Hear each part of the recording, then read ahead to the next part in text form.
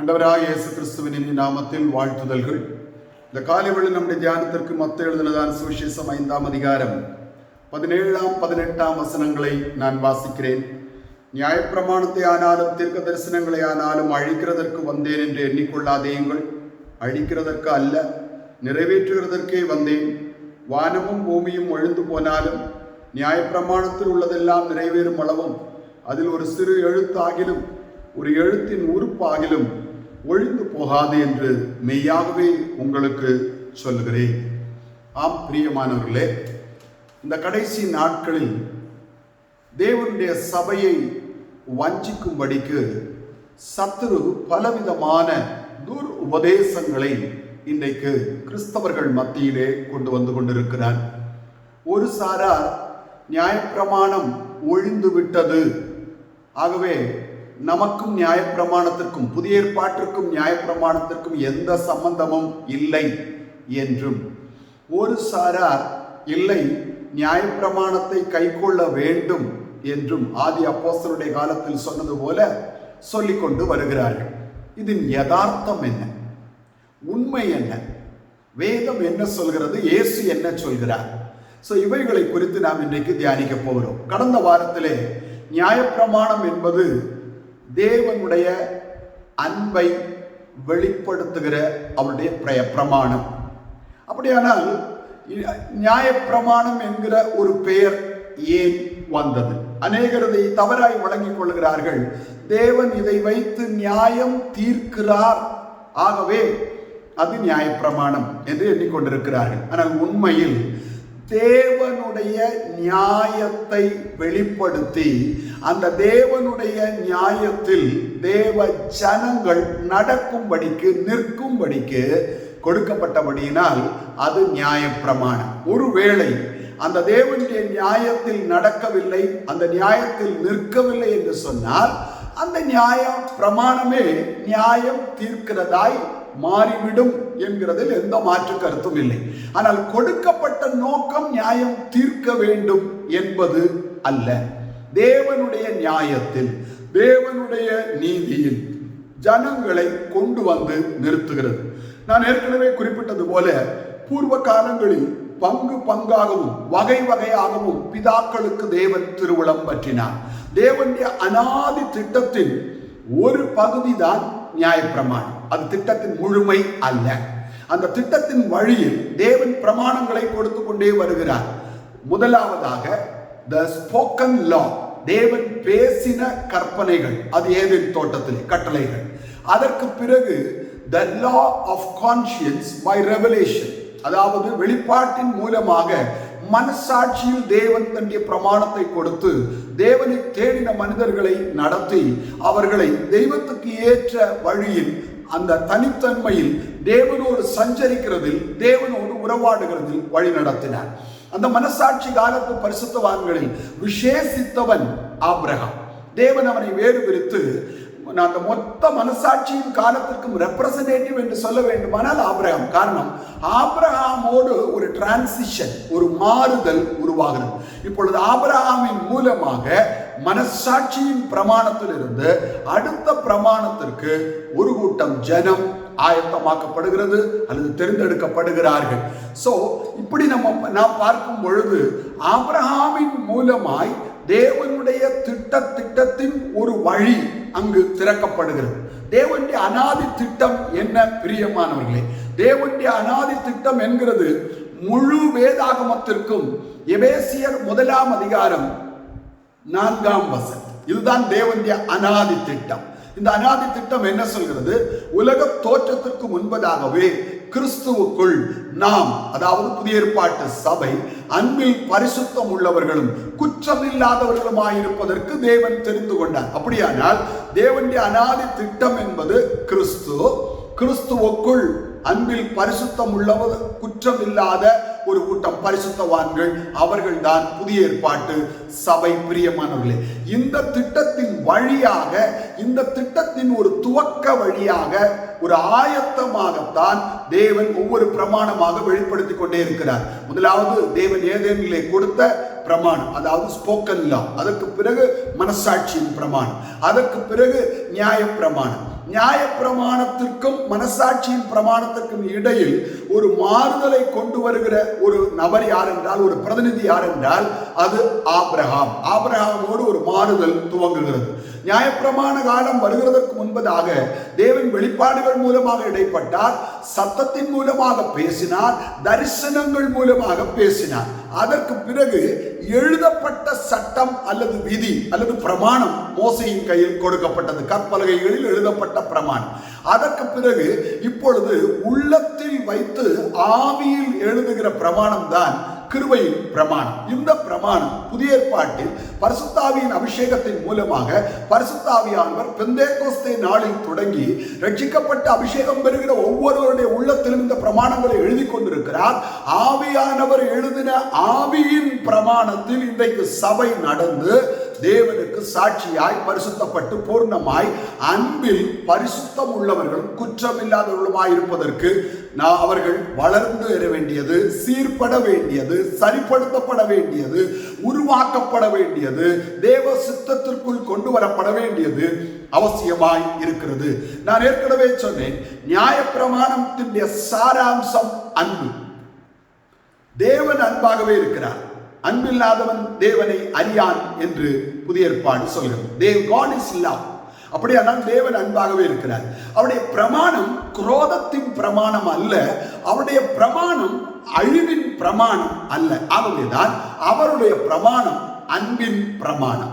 ஆனால் இந்த அன்பில் ஒரு மனிதன் உண்மையற்றவனாய் போகும் பொழுது அவன் தன்னை தானே நியாய தீர்ப்புக்கு உள்ளாக்கி கொள்ளுகிறான்.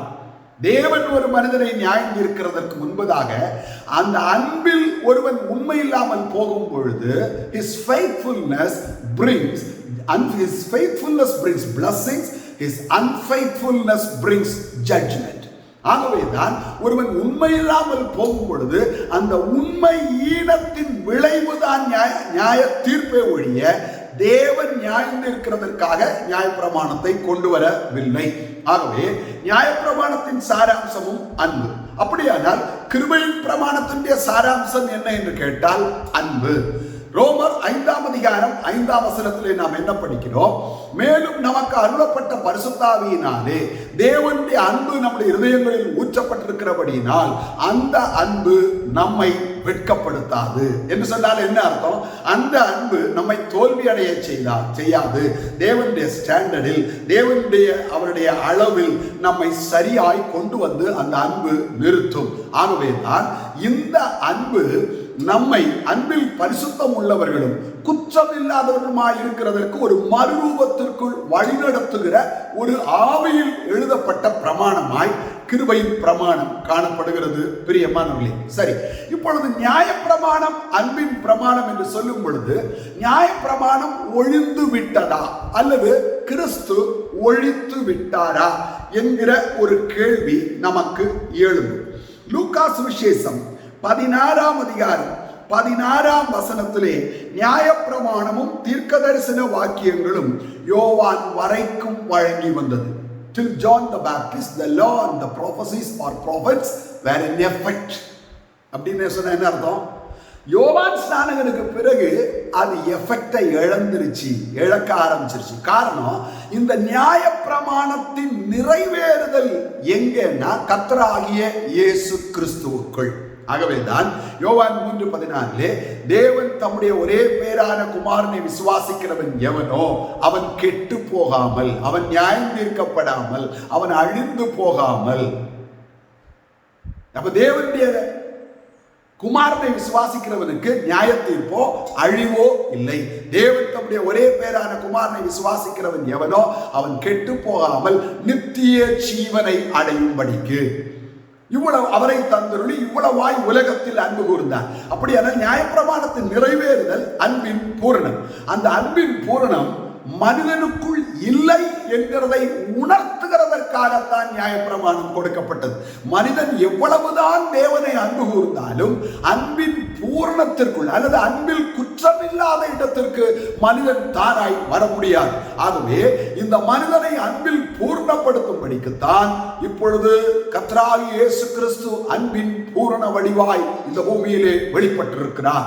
அவரை விசுவாசிக்கும் பொழுது ஒருவன் நித்திய ஜீவனை பெறுகிறான். அவன் அதில் வளரும் பொழுது பரிபூர்ண ஜீவனை பெறுகிறான். ஒரு மனிதன் அந்த நித்திய ஜீவனுக்கும் பரிபூர்ண ஜீவனுக்கும் பங்காளிகளாய் மாற்றப்பட்டு அவன் ஜெயாளியாய் நிறுத்தப்பட வேண்டியது தேவனுடைய திட்டமாய் இருந்தபடியினால் பரிசுத்த ஆவியானவர் மனிதனுடைய உள்ளத்தில் வந்து வாசம் பண்ண தேவன் சித்தம் கொண்டார். காரணம், மனிதன் எவ்வளவுதான் அன்பை வெளிப்படுத்தினாலும் அவனுடைய அன்பு பூர்ணமாக வேண்டும் என்று சொன்னால், குற்றமில்லாதிருக்க வேண்டும் என்று சொன்னால், பரிசுத்தம் அவனுக்குள் காணப்பட வேண்டியது அவசியம். அப்படியானால் ஒரு மனிதனுக்குள் பரிசுத்தம் என்பது தானாய் உருவாகிறது அல்ல. இன்றைக்கு அநேக தவறாய் விளங்கிக் கொள்கிறது என்னவென்று கேட்டால், நான் சிகரெட் குடிக்கிறதில்லை, நான் சினிமா பார்க்கிறதில்லை, நான் பொய் சொல்லுகிறதில்லை, நான் திருடுகிறதில்லை, நான் விபச்சாரம் பண்ணுகிறதில்லை, நான் லஞ்சம் வாங்குறது இல்லை, நான் கெட்ட வார்த்தை பேசுகிறது இல்லை, எல்லாம் நல்ல விஷயங்கள் தான். ஆனால் இவைகளால் ஒருவன் பரிசுத்தவான் என்று தீர்மானிக்க முடியாது, தன்னை அறிவிக்க முடியாது. இன்றைக்கு உலகத்தில் பரிசுத்தம் என்கிறது பாவம் செய்யாமல் தவறு செய்யாமல் இருக்கிற வாழ்க்கை என்று தவறாக கணிக்கப்பட்டிருக்கிறது. பரிசுத்தம் என்பது இயேசுவின் இரத்தத்தினால் கழுவப்படுகிறதினால் வருகிறது தான் பரிசுத்தம். பிரியமானவர்களே, காரணம், நான் பரிசுத்தர் என்று ஆண்டவர் சொல்கிறார். அப்படியானால் மனிதனுக்குள் பரிசுத்தம் இல்லை. அந்த பரிசுத்தம் தேவன் தன் வாயினால் பேசி கொடுத்த பிரமாணங்களை உடைத்த பொழுது பரிசுத்தத்தை மனிதன் இழந்து போனார். இப்பொழுது இந்த பரிசுத்தம் திரும்ப வர வேண்டுமானால் தேவனுடைய அன்பிற்குள் மனிதன் மறுபடியும் வர வேண்டும். என்ன தேவனுடைய அன்பு? பாவத்தில் விழுந்து போன மனுக்குலத்தை பரிசுத்தனாய் மாற்றுகிற ஒரு வேலை. 1 கொரிந்தியர் 1 முதல் 2 வசனங்களில் நாம் வாசிக்கும் பொழுது, கொரிந்துவிலே கிறிஸ்து இயேசுவுக்குள் பரிசுத்தம் ஆக்கப்பட்டவர்களாயும். அப்படியானால் கிறிஸ்து இயேசுவுக்குள் பரிசுத்தம் இருக்கிறது. அந்த கிறிஸ்து இயேசுவுக்குள் ஒரு மனிதன் வரும் பொழுதுதான் அவன் பரிசுத்தமாக்கப்படுகிறான். எப்பொழுது ஒரு மனிதன் கிறிஸ்து இயேசுவுக்குள் வருகிறான்? நான் பாவி, என் பாவத்திலிருந்து என்னை விடுவிக்கும்படி கர்த்தராகிய இயேசு கிறிஸ்து கல்வாரி சிலுவையிலே எனக்காய் பலியானார் என்கிறதை ஒரு மனிதன் இருதயத்தின் ஆழத்திலிருந்து தன் ஆத்துமாவில் உணர்ந்து, தேவனே என்னை பாவத்திலிருந்து விடுவியும் என்று சொல்லும் பொழுது இயேசு கிறிஸ்துவின் இரத்தம் அவனை கழுவுகிறது. அவன் இயேசு கிறிஸ்துவின் இரத்தத்திற்குள் வருகிறான். He comes into the blood. ஒருவர் இயேசு கிறிஸ்துவின் இரத்தத்திற்குள் வரும் பொழுது he comes into Christ Jesus. கிறிஸ்து இயேசுவுக்குள் அவன் கடந்து வருகிறான். ஆகவே கிறிஸ்து இயேசுவுக்குள் தான் பரிசுத்தமாக்கப்படுதல் என்கிறது இருக்கிறது. பாவம் செய்யாதிருக்கிறது பரிசுத்தவான்ய ஒரு லட்சணம். ஆனால் அது பரிசுத்தம் அல்ல.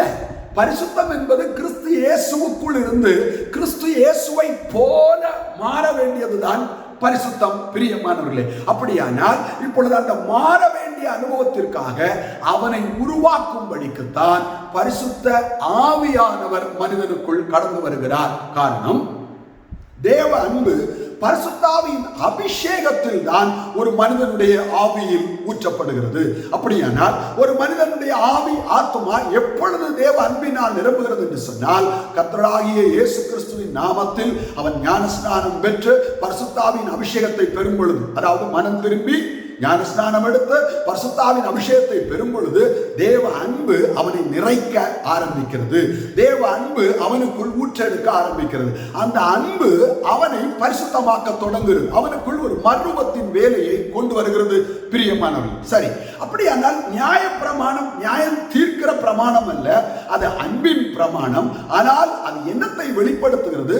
மனிதன் எவ்வளவுதான் தேவனிடத்தில் அன்பு கூர்ந்தாலும் தன் மாம்சத்தில் அவனுடைய அன்பு குறைவுள்ளதாகத்தான் காணப்படும். ஏனென்று சொன்னால், மனிதனுடைய மாம்சத்தில், மனிதனுடைய ஆத்துமாவில் சுயம் கிரியை செய்கிறது.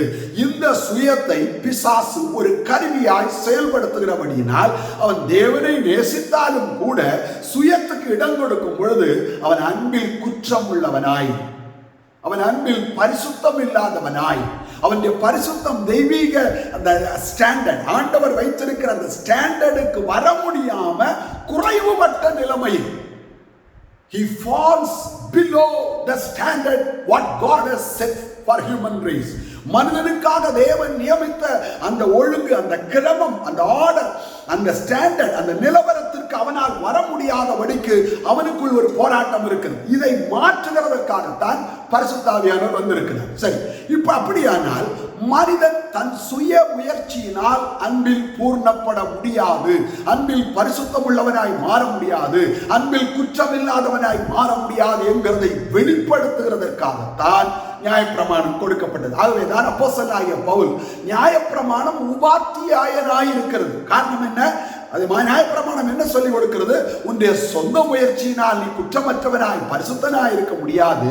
உன்னை பரிசுத்தமாக்கும்படிக்கு, உன்னை குற்றமற்றவனாய் மாற்றும்படிக்கு இதோ ஒருவர் வருகிறார், ஒரு பழுதற்ற பலி வருகிறது, ஒரு கிருபாதார பலி வருகிறது. ஆகவே அவர் மூலமாகத்தான் நீ பழுதற்ற பரிசுத்தம் உள்ள குற்றமில்லாத அன்பிற்குள் ஒரு நிலவரத்திற்கு கடந்து வர, குற்றமில்லாத ஒரு நிலவரத்திற்குள் கடந்து வர முடியும் என்கிறதை போதிக்கிற ஒரு உபாத்தியாயனாய் காணப்படுகிறது. பிரியமானவர்களே, அப்படியானால் நியாயப்பிரமாணத்துடைய சாராம்சம் அன்பு. அந்த சாராம்சத்தை வெளிப்படுத்துகிற கிரியைகள் அதுதான் பலிகள். பழைய ஏற்பாட்டிலே பலிகள் செலுத்தப்பட்டது. இந்த பலிகள் செலுத்தப்பட்ட பொழுது அன்பை வெளிப்படுத்துகிறதற்கான பலிகள், தேவனை பிரியப்படுத்த, தேவனை நேசிக்க, நான் பரிசுத்தனாய் மாற அவர்கள் எடுத்த முயற்சிகள், கிரியைகள் தான் பலிகள். அப்படியானால் ஏன் அவர்கள் பரிசுத்தமாய் மாறவில்லை என்கிற கேள்வி நமக்கு வரும். அதற்கு காரணம் நியாயப்பிரமாணம் ஒரு உபாத்தியாயம். நீ பரிசுத்தமாய் மாற வேண்டும் என்றால் தேவனிடத்தில் அன்பு கூற வேண்டும். தேவனிடத்தில் அன்பு கூற வேண்டுமானால் நீ பலியை செலுத்த வேண்டும், அல்லது பலி அவசியம். ரத்தம் சிந்துதல் இல்லாமல் பாவ மன்னிப்பு இல்லை. அப்பொழுதுதான் பலி அவசியம், நீ பரிசுத்தமாக்கப்படுகிறது.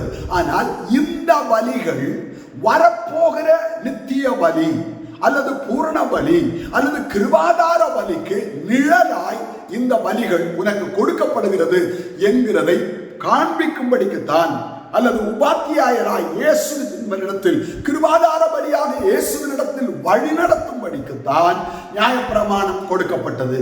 ஒன்று, நீ அன்பில் தேவனுக்கு முன்பதாக பரிசுத்தம் உள்ளவனாய் இருக்க வேண்டும், குற்றம் உள்ளவனாய் இருக்க வேண்டும். ஆனால் உன்னுடைய சொந்த முயற்சியினால் முடியாது. அன்பை நீ வெளிப்படுத்த வேண்டுமானால், நீ பரிசுத்தமாக்கப்பட வேண்டுமானால் பலி செலுத்த வேண்டும். ரத்தம் சிந்துதல் இல்லாமல் பாவ மன்னிப்பு இல்லை. ஆனால் இந்த மிருகங்களின் ரத்தம் ஒரு நிழல் மாத்திரமே, ஒரு அடையாளம் மாத்திரமே, ஒரு முன்னோடி மாத்திரமே, ஃபோர்ரன்னர் வரப்போகிற நித்திய பலிக்கு, யதார்த்த பலிக்கு, சத்திய பலிக்கு அது ஒரு நிழல் மாத்திரமே என்கிறதை வெளிப்படுத்தும்படிக்கு கொடுத்தார். அப்படியானால் இப்பொழுது நியாயப்பிரமாணம் ஒழிக்கப்பட்டு விட்டதா? காரணம், பலியையும் காணிக்கையும் நீர் விரும்பவில்லை என்று எபிரேயருக்கு எழுதின நிருபம் 10ஆம் அதிகாரத்திலே நாம் பார்க்கிறோம். 10ஆம் அதிகாரத்திலே பார்க்கும் பொழுது 5ஆம் வசனம், ஆகையால் அவர் உலகத்தில் பிரவேசிக்கும் போது, யார்? கர்த்தராகிய இயேசு கிறிஸ்து உலகத்தில் பிரவேசிக்கும் போது பலியையும் காணிக்கையும் நீர் விரும்பவில்லை, ஒரு சரீரத்தை எனக்கு ஆயத்தப்படுத்தினீர், சர்வாங்க தகன பலிகளும் பாவ நிவாரண பலிகளும் நமக்கு பிரியமானதல்ல என்றீர். நிச்சயமாக தேவன சர்வாங்க தகன பலிகளும் பாவ நிவாரண பலிகளும், காளை, வெள்ளாட்டுக்கடா இவைகளின் இரத்தம் ஒருபோதும் பிரியப்படுத்த முடியாது. அப்படியானால் 7ஆம் வசனம், அப்பொழுது நான், தேவனே, உம்முடைய சித்தத்தின்படி செய்ய வருகிறேன், புஸ்தக சுருளில் என்னை குறித்து எழுதியிருக்கிறது என்று சொன்னார். அப்படியானால் என்ன அர்த்தம்? 8ஆம் வசனம், நியாயப்பிரமாணத்தின்படி செலுத்தப்பட்டு வருகிற பலிகளை குறித்து மேற்சொல்லியபடி பலியையும் காணிக்கையும் சர்வாங்க தகன பலிகளையும் பாவ நிவாரண பலியை நீர் விரும்பவில்லை, அவைகள் உமக்கு பிரியமானதல்ல என்று சொன்ன பின்பு, தேவனே உம்முடைய சித்தத்தின்படி செய்ய இதோ வருகிறேன் என்று சொன்னார். இரண்டாவதை நிலைநிறுத்துகிறதற்கு, இரண்டாவது தேவ சித்தம் நிறைவேற வேண்டும், தேவ சித்தம் செய்யப்பட வேண்டும், தேவ சித்தத்தை குமாரன் நிறைவேற்ற வேண்டும். அதற்காக அவருக்கு ஒரு சரீரம் ஆயத்தமாக்கப்பட்டது. இந்த சரீரம் எதற்காக? ஏசாயா 53:10 என்ன படிக்கிறோம்? கர்த்தரோ அவரை நொறுக்க சித்தமாகி அவரை பாடுகளுக்கு உட்படுத்தினார். அவருடைய ஆத்துமா தன்னை குற்ற நிவாரண பலியாய் ஒப்புக் கொடுக்கும் பொழுது அவர் தம்முடைய சந்ததியை கண்டு நீடித்த நாட்களாயிருப்பார். கர்த்தருக்கு சித்தமானது அவர் கையினால் வாய்க்கும். அப்படியானால் அவருக்கு ஒரு சரீரம் எதற்காக ஆயத்தமாக்கப்பட்டது? பொழுது அந்த சரீரம் நொறுக்கப்படும்படிக்கு, அந்த சரீரம் பிற்கப்படும்படிக்கு, அந்த சரீரம் நொறுக்கப்பட்டால்தான் அந்த அவருக்குள் இருக்கிறதான ஜீவன் வெளிப்பட முடியும். பிரியமானவர்களே, இதுதான் தேவ சித்தம். பழைய ஏற்பாட்டிலே பாவங்கள் மன்னிக்கப்படவில்லை, பாவங்கள் மூடப்பட்டது. 32ஆம் சங்கீதம் 1ஆம் வசனத்திலே எவனுடைய பாவங்கள் மூடப்பட்டதோ, எவனுடைய அக்கிரமத்தை கர்த்தர் எண்ணாதிருக்கிறாரோ அவன் பாக்கியவான். பழைய ஏற்பாட்டிலே பாவங்கள் மன்னிக்கப்படவில்லை, பாவங்கள் மூடப்பட்டது. ஆகவே புதிய ஏற்பாட்டிலோ பாவ நிவர்த்தி உண்டாக வேண்டுமானால் பாவத்தின் சம்பளம் மரணம். அப்படியானால் மரணம் பரிகரிக்கப்பட்டால் தான் பாவம் நிவர்த்தியாகும். மரணம் பரிகரிக்கப்பட வேண்டுமானால் ஜீவன் வெளிப்பட வேண்டியது அவசியம். பிரியமானவர்களே, அந்த ஜீவன் கர்த்தராகிய இயேசு கிறிஸ்துவுக்குள், அவருடைய இரத்தத்திற்குள் காணப்படுகிறது. பிரியமானவர்களே, அவருடைய சரீரம் என்று சொல்லும் பொழுது வார்த்தை மாம்சமாகி கிருபையும் சத்தியமும் நிறைந்தவராய் வெளிப்பட்டார் என்று யோவான் சுவிசேஷம் 1ஆம் அதிகாரத்திலே பார்க்கிறோம். அவருடைய வார்த்தைக்குள் ஜீவன் இருக்கிறது. யோவான் 1:4 அவருக்குள் ஜீவன் இருந்தது, அந்த ஜீவன் மனுஷருக்கு ஒளியாயிருந்தது. யாருக்குள்? வார்த்தைக்குள். வார்த்தையில் ஜீவன் இருக்கிறது, வார்த்தை தேவனாய் இருக்கிறது, வார்த்தை தேவனிடத்தில் இருக்கிறது, அது மனுஷருக்கு மகிமையாய் இருக்கிறது. அந்த வார்த்தை கிருபையும் சத்தியம் மாம்சமாகும் பொழுது கிருபையும் சத்தியம் நிறைந்தவராய். இப்பொழுது தேவனுடைய ஜீவன் வெளிப்பட வேண்டும் என்று சொன்னால் தேவனுடைய ஜீவன் கிருபையும் சத்தியமும் நிறைந்த ஒரு அனுபவத்தில் வெளிப்பட வேண்டியது அவசியம். பிரியமானவர்களே, அப்படியானால் கிருபை எங்கு இருக்கிறது? சத்தியம் எங்கு இருக்கிறது? இயேசுவின் வார்த்தை மாம்சமாக மாறின பொழுது, that is the truth. The flesh of Jesus is the truth. அதற்குள் ஜீவன் இருக்கிறது. வார்த்தை கிருபையாய் மாறின பொழுது அந்த கிருபை அவருடைய இரத்தமாய் மாறினது. பிரியமானவர்களே, அவர் சிந்தின இரத்தத்தில் தான் கிருபை வெளிப்பட்டது. அப்படியானால் இரத்தத்திற்குள் கிருபையும் மாம்சத்திற்குள் ஜீவன். அப்படியானால் கிருபையும் ஜீவனும், அல்லது மாம்சத்திற்குள் சத்தியமும் இரத்தத்திற்குள் கிருபையும், கிருபையும் சத்தியமும் வெளிப்பட்ட பொழுது ஜீவன் வெளிப்பட்டது. பிரியமானவர்களே, ஆகவே அந்த கல்வாரி மரணத்தில் தான் ஒரு மனிதன் ஜீவனை பெற்றுக் கொள்ளுகிறான். அந்த கல்வாரி மரணத்தில் ஜீவனை பெற்றுக்கொண்டு அந்த ஜீவனில் இனி வளரும்படிக்கு அவனுடைய உள்ளத்தில் பிரமாணங்கள் எழுதப்பட வேண்டியது அவசியமாய் இருக்கிறது. பிரியமானவர்களே, ஆகவே தான் ஒரே பலியினாலே, இதற்கு முன்பதாக ஆசாரியர்கள் என்றென்றைக்கும் பலி செலுத்திக் கொண்டார்கள், வருஷந்தோறும் பலி செலுத்தினார்கள், பண்டிகைகள் தோறும் பலி செலுத்தினார்கள், ஓய்வு நாள் தோறும் பலி செலுத்தினார்கள்.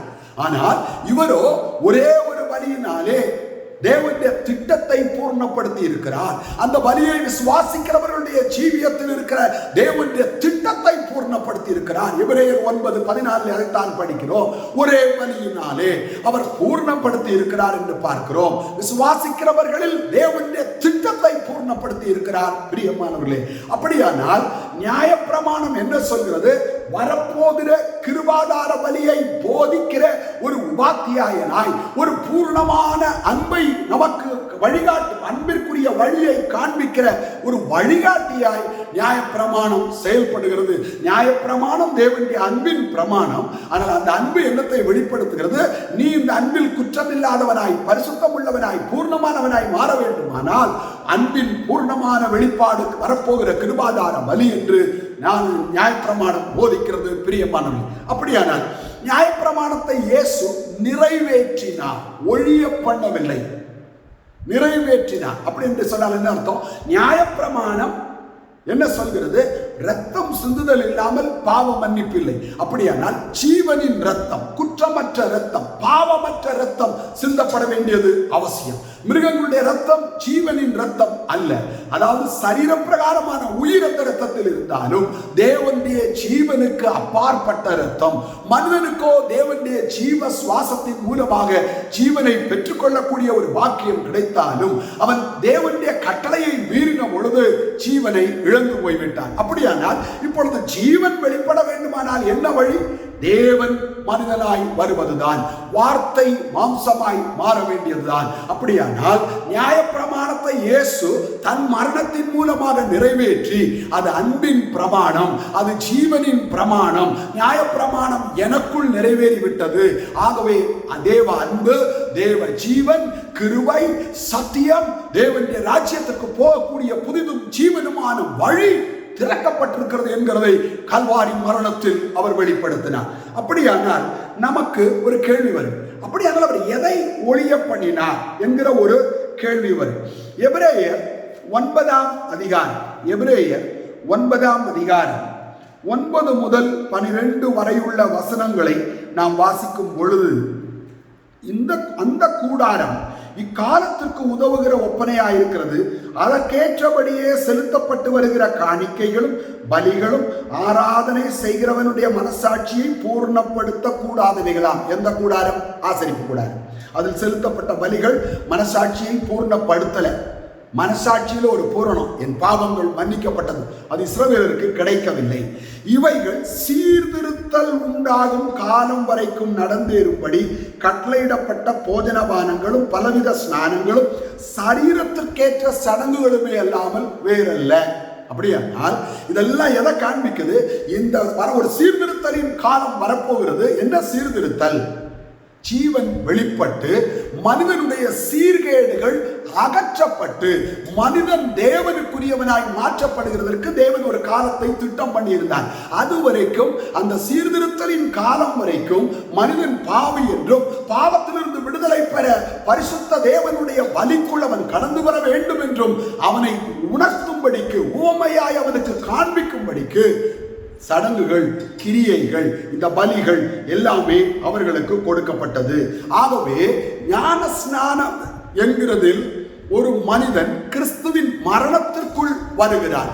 வரும் பொழுது அவன் ஜீவனுக்கு உரியவன் என்கிறது வெளிப்படுத்தப்படுகிறது. அங்கே ஸ்நானங்கள் இருக்கிறது, இங்கே ஞான ஸ்நானம் இருக்கிறது. அங்கே பலிகள் இருக்கிறது, இங்கே கல்வாரி பலியின் மேல் இருக்கிற விசுவாசம் இருக்கிறது. அங்கே ஒரு மனிதன் தன் அன்பை வெளிப்படுத்துவதற்கு காணிக்கைகள் கொடுக்கிறான், பலிகளை செலுத்துகிறான். புதிய ஏற்பாட்டிலோ ஒரு மனிதன் தன் அன்பை வெளிப்படுத்துவதற்கு தன்னையே பலியாய் ஒப்புக் கொடுக்க வேண்டியது அவசியம். அந்த வேலையை செய்கிறதற்கு பரிசுத்த ஆவியின் அபிஷேகம் அவசியம். பரிசுத்த ஆவியின் அபிஷேகத்தின் மூலமாகத்தான் பிரஜாதியாராகிய பலி பரிசுத்த ஆவியின் அபிஷேகத்தின் மூலமாக பரிசுத்தமாக்கப்படும்படிக்கு என்று எபிரேயர் நிருபத்தில் நாம் பார்க்கலாம், ரோமரிலும் நாம் பார்க்கலாம்.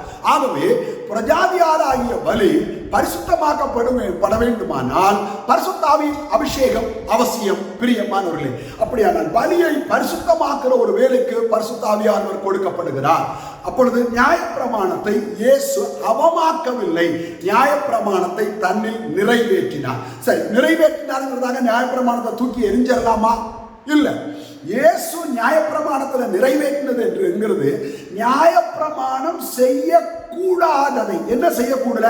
பாவத்தை மன்னிக்க முடியல, பாவத்தை பரிகரிக்க முடியல. அது இயேசு செய்த நிறைவேற்றினார். நான் ஏற்கனவே சொன்னேன், நியாயப்பிரமாணம் என்பது தேவனுடைய அன்பின் வெளிப்பாடு. ஆகவேதான் மத்தேயு 5ஆம் அதிகாரத்தில் இயேசு விதமாய் சொல்கிறார், வானமும் பூமியும் ஒழிந்து போனாலும் நியாயப்பிரமாணத்தில் உள்ளதெல்லாம் நிறைவேறும் அளவும் அதில் ஒரு சிறு எழுத்தாகிலும் ஒரு எழுத்தின் உறுப்பாகிலும் ஒழிந்து போகாது என்று மெய்யாவே உங்களுக்கு சொல்கிறேன். நியாயப்பிரமாணத்தில் உள்ள பலிகள் கல்வாரியில் நிறைவேறிவிட்டது. ஆனால் நியாயப்பிரமாணத்துடைய சாராம்சம் மனுக்குலத்துக்குள் நிறைவேற வேண்டும். என்னென்று உனக்கு வேறு தேவர்கள் உண்டாயிருக்க வேண்டாம், நிறைவேற வேண்டும். யாதொரு சொரூபத்தை உண்டாக்க வேண்டாம், நமஸ்கரிக்க வேண்டாம், சேவிக்க வேண்டாம், நிறைவேற வேண்டும். தேவனாய கர்த்தருடைய நாமத்தை வீட்டில் வழங்க வேண்டாம், நிறைவேற வேண்டும். ஒன்றே ஒன்று மாற்றப்பட்டிருக்கிறது, ஓய்வு நாளுக்கு பதிலாக. காரணம், மனுஷகுமாரன் ஓய்வு நாளுக்கு ஆண்டவர். ஓய்வு நாளுக்கு ஆண்டவர் மனுஷகுமாரன் வரும் வரைக்கும் ஓய்வு நாள் கை கொள்ளப்பட்டது. அதற்கு பிறகு உயிர்த்தெழுதலின் நாள், கர்த்தருடைய நாள் கை கொள்ளப்பட்டு வருகிறது. அதற்கு பிறகு பார்த்தால் கொலை செய்யாதிருப்பாயாக, விபச்சாரம் செய்யாதிருப்பாயாக, களவு செய்யாதிருப்பாயாக, பொய்சாட்சி சொல்லாதிருப்பாயாக, இச்சியாதிருப்பாயாக, தகப்பனையும் தாயையும் கனம் பண்ண மறவாதிருப்பாயாக. இவைகள் ஒன்றும் மாறவில்லை. அன்பின் அந்த சாராம்சத்தை தேவன் மாற்றவே இல்லை. பிரியமானவர்களே, ஆகவேதான் அந்த அன்பின் சாராம்சத்தை கிருபையின் பிரமாணத்தில் புதிய ஏற்பாட்டில் இன்னும் பலம் உள்ளதாய் தேவன் மாற்றுகிறார். எப்படி என்று சொன்னால், நாம் வேதத்தை பார்க்கும் பொழுது நாம் என்ன படிக்கிறோம் என்று சொன்னால், முதலாவது 21ஆம் வசனம், கொலை செய்யாதிருப்பாய். இது நியாயப்பிரமாணம். 22ஆம் வசனத்துல சொல்றாரு, உன் சகோதரனை பார்த்து நீ மூடனேன்னு கோபப்பட்டினாவே கொலை செஞ்சதுக்கு சமம். அப்படின்னு என்ன அர்த்தம்? கொலையுடைய அஸ்திபாரம் கோபம், வேர் கோபம். அதையே நீ நிர்மூலமாக்க வேண்டும். இதுதான் கிருபையின் பிரமாணம். நியாயப்பிரமாணத்தை ஒழிக்கிறதல்ல கிருபையின் பிரமாணம், நியாயப்பிரமாணத்தை இன்னும் ஆழமாக ஆழமாக அதை அமல்படுத்துவதும் செயல்படுத்துவதும் தான் கிருபையின் பிரமாணம். அதற்கு பிறகு பார்த்தால் பலிபீடத்தில் வரும்பொழுது காணிக்கையை வச்சுட்டு நீ போய் சகோதரனோட ஒப்புரவாக, நீ கோபத்தோட, சண்டையோட, பகையோட, விரோதத்தோட, வைராக்கியத்தோட ஜீவித்தால் நீ பரலோகம் போக முடியாது. நீ ஒப்புரவாகணும். சும்மா பலி செலுத்தி பிரயோஜனம் இல்லை. அந்த பலி ஏற்றுக்கொள்ளப்படணுமானால் நீ ஒப்புரவாகணும், நீ அன்பை வெளிப்படுத்தணும். ஆகவேதான் அன்பை வெளிப்படுத்துறவன் கோபப்பட முடியாது, அன்பை வெளிப்படுத்துறவன் கசப்பும் விரோதமும் வைராக்கியம் வைக்க முடியாது. அதற்கு பிறகு நியாயப்பிரமாணம் என்ன சொல்கிறது என்று சொன்னால், விபச்சாரம் செய்யாதிருப்பாயா. ஆனால் இயேசு சொல்கிறார், ஒரு ஸ்திரீயை இச்சையோடு பார்க்கிற எவன் விபச்சாரம் செய்தாயிற்று. நியாயப்பிரமாணத்தை விட கிருபையின் பிரமாணம் ஒருபடி மேலங்க. அதனாலதான் மோசையின் வார்த்தையை, மோசையின் பிரமாணத்தை மீறுகிறவன் 2 சாட்சிகளின் வாக்கினாலே சாகிறானே. அப்படியானால் இந்த பிரமாணத்தை, இந்த ஒழுங்க மீறினால், இந்த சத்தியத்தை மீறினால் எவ்வளவு கொடிதான ஆக்கினைக்கு நாம் பாத்திரராயிருப்போம் என்று புதிய ஏற்பாட்டு சபையை பார்த்து அப்போஸ்தலனாகிய பவுல் கேட்கிறார், பரிசுத்த ஆவியானவர் கேட்கிறார். அதற்கு பிறகு இப்பொழுது நாம் பார்க்கும் பொழுது நியாயப்பிரமாணத்தின்படி நீ சத்ருவை சிநேகிக்க முடியாது, சிநேகிதனை சிநேகிக்கலாம், உனக்கு வேண்டியவனை, உன் ஜனத்தை சிநேகிக்கலாம். ஆனா புதிய ஏற்பாட்டு பிரமாணம் என்ன சொல்லுது? நீ சத்ருவையே சிநேகிக்கணும். Love the whole mankind. முழு மனுக்குலத்தையும் நீ நேசிக்க வேண்டும். இப்ப நியாயப்பிரமாணத்தினுடைய அந்த எசன்ஸை இயேசு இன்னும் ஆழமாய் கொண்டு வருகிறார் நமக்குள்ள. அப்படியானால் சத்ருவை சிநேகிக்கணும். நியாயப்பிரமாணத்துல நீ என்ன செய்யணும் அப்படின்னு சொன்னால் சத்தியம் பண்ண வேண்டாம் என்று சொல்லப்பட்டிருக்கிறது. ஆனால் கிருபையின் பிரமாணத்துல நீ எந்த தேவன் பேர்ல இல்ல எந்த சத்தியமும் பண்ணக்கூடாது. உள்ளதை உள்ளதென்றும் இல்லதை இல்லதென்றும் நீ சொல்லுகிற மனுஷனாய் நீ காணப்பட வேண்டும் என்று சொல்லப்பட்டிருக்கிறது. நியாயப்பிரமாணத்துல கண்ணுக்கு கண், பல்லுக்கு பல், பழி வாங்குதல். ஆனா புதிய ஏற்பாட்டுல தீமையோடு எதிர்த்து நிற்க வேண்டாம், நீ பழி வாங்க வேண்டாம், அன்பை வெளிப்படுத்து. இப்படியே சொல்லிக் கொண்டு போனால் இந்த கிருபையின் பிரமாணம் தேவனுடைய அன்பின் ஆழத்திற்குள், உயரத்திற்குள், நீளத்திற்குள், அகலத்திற்குள், அதனால இது அறிவு கெட்டாத அந்த அன்பு, இந்த அன்புக்குள் சபையை, தேவ ஜனத்தை, தேவ பிள்ளைகளை கொண்டு போகிறது. இந்த அறிவு கெட்டாத அன்பை நம்மை வல்லவர்கள் ஆக்குவதற்குத்தான் பரிசுத்த ஆவியின் அபிஷேகம் நமக்கு மிக மிக அவசியம். பழைய ஏற்பாட்டுல வழக்காடுகிறவனுக்கு இடத்துல நீங்க வழக்காடலாம். புதிய ஏற்பாட்டுல வழக்காடாத. வசனங்களை வாசிக்க நேரம் இல்லை. மத்தேயு 5ஆம் அதிகாரம் முழுவதையும் படிச்சால் வழக்காடாத, விட்டுக்கொடு. கடைசியில முத்தாய்ப்பாய் ஒரு காரியத்தை சொல்லிடுறாரு, பரலோகத்தில் இருக்கிறவன் பிதா பூர்ண சர்க்குணராய் இருக்கிறது போல நீங்களும் பூர்ண சர்க்குணராய் இருக்க கடவீர்கள். பிதாவை போல மாறுங்க. நியாயப்பிரமாணத்தை விட ஒரு ஹையர் ஸ்டாண்டர்ட் நமக்கு தேவை. அதற்காகத்தான் கர்த்தராகிய இயேசு கிறிஸ்து வந்தார், வார்த்தைகளை கொடுத்தார், அபிஷேகத்தை தந்திருக்கிறார். இவைகள் மூலமாய் அன்பில் பரிசுத்தம் உள்ளவர்களும் குற்றமில்லாதவர்களுமாய் நாம் மாறும் பொழுது அவருடைய ராஜ்யத்துக்கு ஆயத்தமாகிறோம், மனவாட்டியாய் மாறுகிறோம், வருகைக்கு ஆயத்தமாகிறோம். உங்களையும் என்னையும் மாற்ற தேவன் சித்தம் கொண்டபடியினால் நம்மோடு இடைப்பட்டு கொண்டிருக்கிறார். மகா கிருபையும் இரக்கமுள்ள எங்களுடைய நல்ல பிதாவே, இந்த நல்ல நாளுக்காய் ஸ்தோத்திரம். நாங்கள் உடைய வார்த்தைகளை கேட்டு உடைய வசனத்துக்கு நடுங்கும் பொழுது எங்களை நோக்கி பார்க்கிறீர், எங்களை பரிசுத்தப்படுத்துகிறீர், உடைய ராஜ்யத்துக்கு தகுதிப்படுத்துகிறீர், உடைய மனவாட்டியாய் மாற்றுகிறீர். உடைய வருகைக்கு ஆயத்தப்பட எங்களுக்கு கிருபை செய்தருளும். இயேசுவின் நாமத்தில் பிதாவே, ஆமென், ஆமென்.